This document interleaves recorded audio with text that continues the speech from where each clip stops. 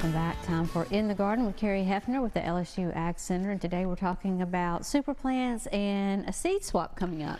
Yeah, we're looking forward to this. This is coming up on Saturday, February 8th, which is about a week away. Yeah.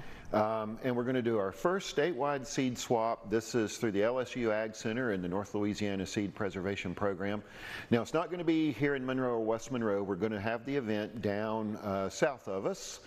This is going to be at the Southern Forest Heritage Museum in Longleaf, Louisiana. If you've never heard of that, it's just south of Forest Hill, Louisiana.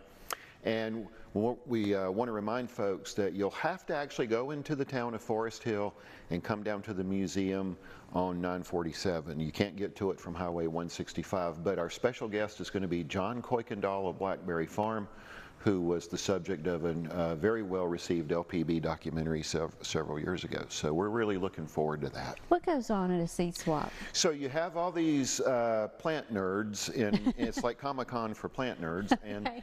and Good way to put it. we have these seed collectors, and myself and my colleague Marcy Wilson will be there. And John from Tennessee is bringing seeds with him. And we're going to have other folks with seeds. My colleague Anna Timmerman is coming up from the New Orleans area.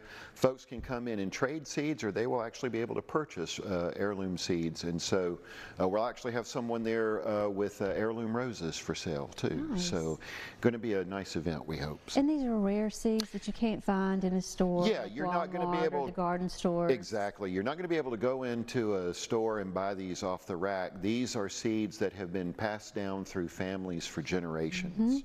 For example, the red ripper pea, if folks have seen the John Kuykendall documentary, he talks about the red ripper pea from Washington Parish. So that's been in the same family for generations. So varieties like that. What's the difference between an heirloom seed and one you get at a garden mart as far as growing and taste? Okay, well, just like I said, the heirloom has been passed down through generations. It's also probably open pollinated, which means that you can save that seed from year to year and still have that variety.